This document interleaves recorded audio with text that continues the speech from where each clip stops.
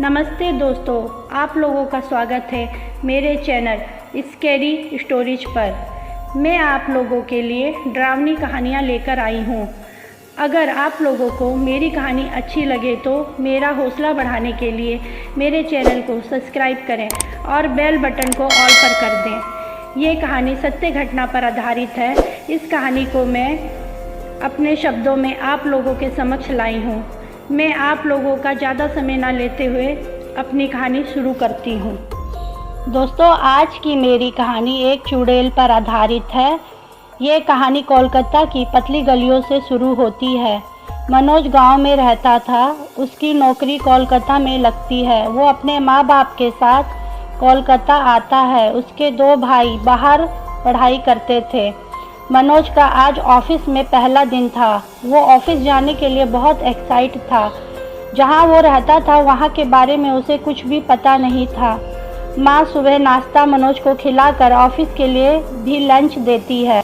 मनोज अपने माँ बाप के पैर छू के ऑफिस के लिए निकलता है और अपनी माँ से कहता है कि माँ, आज ऑफिस में पहला दिन है, हो सकता है आज ऑफिस से आने में देर हो जाए। ऐसा बोलकर मनोज ऑफिस गया। ऑफिस में सब ठीक से हो गया और वो घर को लौटने लगा। उसे घर लौटने में रात हो गई थी और उस दिन अमावस भी था। मनोज ऑटो से घर के पास तक आया और घर तक जाने के लिए बहुत ही पतली पतली गलियां थीं, जिससे होकर मनोज पैदल ही तेजी से घर को जा रहा था।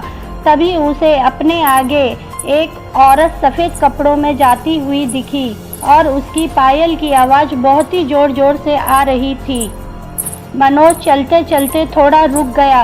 उसे बहुत आश्चर्य हो रहा था कि इतनी रात में ये औरत बाहर अकेले जा रही है और अमावस होने के कारण चारों तरफ अंधेरा भी बहुत था। पतली गली होने के कारण मनोज उस औरत के जब बगल से निकला तो वो उससे हल्का सा टच हो गया। मनोज चुड़ैल से टच होते ही मनोज का चेहरा एकदम लाल लाल और आंखें भी सुर्ख लाल हो गई। और अब क्या, मनोज जब घर पहुंचा तो वो बिना हाथ पैर धोए बिस्तर पे सो गया। माँ मनोज से हाथ पैर धोकर खाना खाने को कहती है, पर वो बिस्तर लेट कर बोलता है, छोड़ दो मुझे, छोड़ दो मुझे।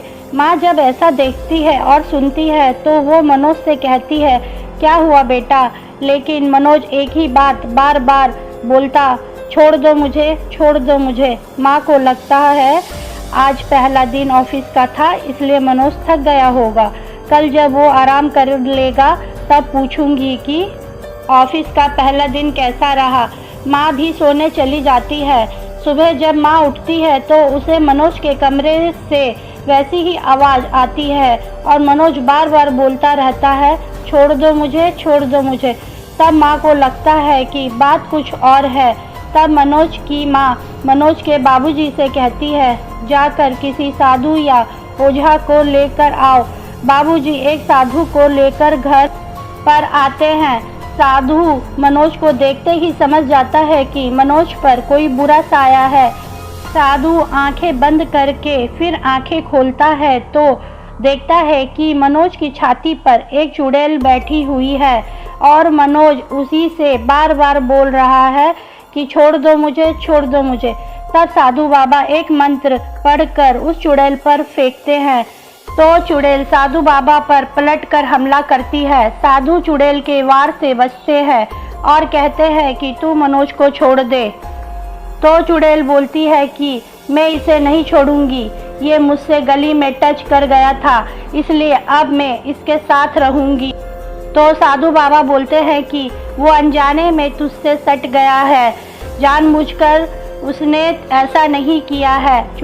वो साधु बाबा ने बड़ा समझाया पर वो मनोज को छोड़ने को तैयार नहीं थी। तब जाकर साधु ने मंत्र पढ़ा। साधु के बहुत मंत्र पढ़ने और प्रयास के बाद वो चुड़ैल मनोज को छोड़ा। साधु बाबा ने बोला, ये चुड़ैल अमावस को अपना शिकार ढूंढने को निकलती है।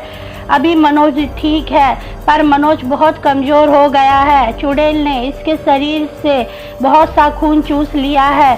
कुछ दिन में मनोज भी ठीक हो जाएगा।